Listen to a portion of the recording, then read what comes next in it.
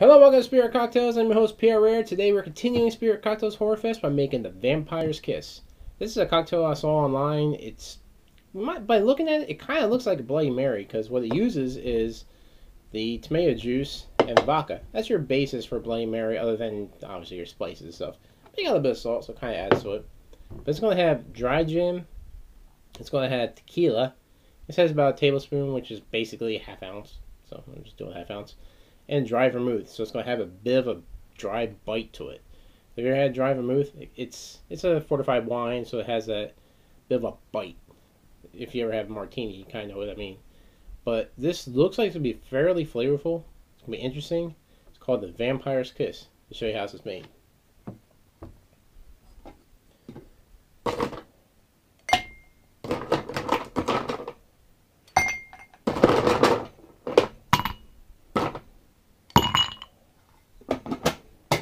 First thing you want to do is take 2 ounces of your vodka. I'm going with Vodka vodka because I'm going with Vermouth and Gin.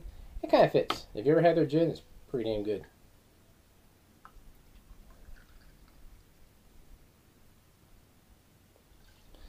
And I'm almost out of their vodka. Maybe we should give them a call.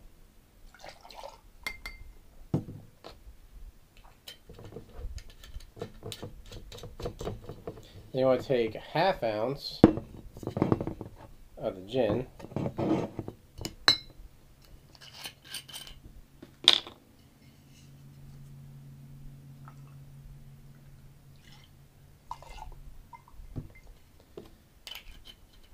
Then a tablespoon, basically half ounce, it's all about the same, of your tequila.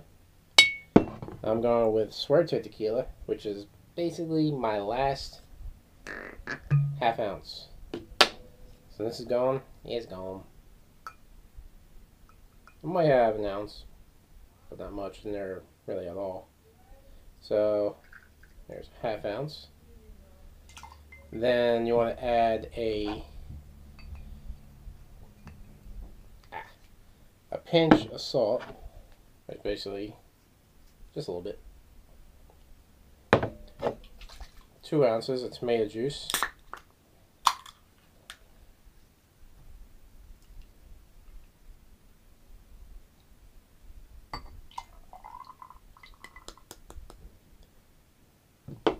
You want to take a half ounce of your dry vermouth.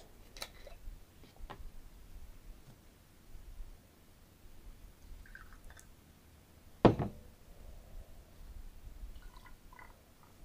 you go.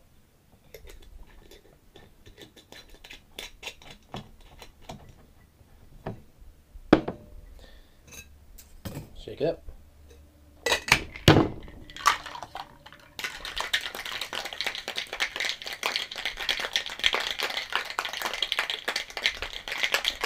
I'm going to give it a nice good shake since you're using that tomato juice. There we go.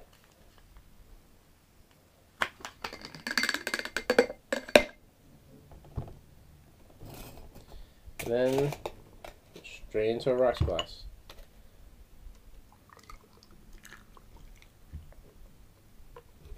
There you have it. The Vampire's Kiss cocktail for Spirit Cocktails Horrorfest.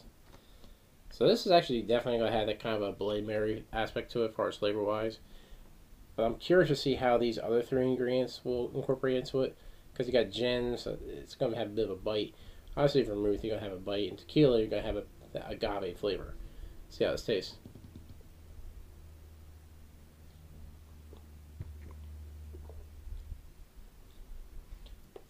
It's different.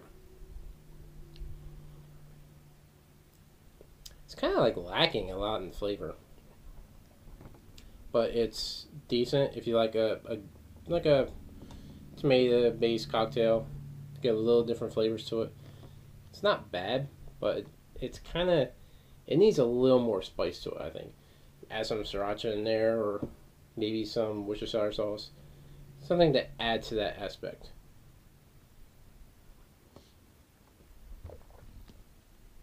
I mean, it's not exactly a Bloody Mary, so it doesn't have a lot of aspects of Bloody Mary, but it has the flavor to a point of that. But you can definitely taste that vermouth. It's like I just got hit with a big hit of that vermouth at the end. So that's basically, you taste that bitterness in the back end, but it accents the tomato juice really well because it just amplifies that flavor of that. I think it's just more the bitter bite you get with those. So it needs something to help bounce out that bite. I mean, it's not exactly a bad cocktail. It's interesting. If you like tomato-based cocktails, it's definitely up your alley. But it needs more flavor. But this is actually called the Vampire's Kiss. You can look for it online. This is not one of my creations. It's something I saw online. It's a basic cocktail you can get from pretty much anywhere. But if you ever try it, let me know your opinion on it. My first opinion, it needs more spice. It needs more of a kick of flavor to it. But other than that, it's not bad. I hope you enjoyed this. And like us on Facebook.com/Spirit Cocktails. Subscribe to the channel. Be sure to check out the next few episodes we have of the Spirit Cocktails Horrorfest. And check out all the previous ones we had from last week and beginning of this week. But as always, drink responsibly.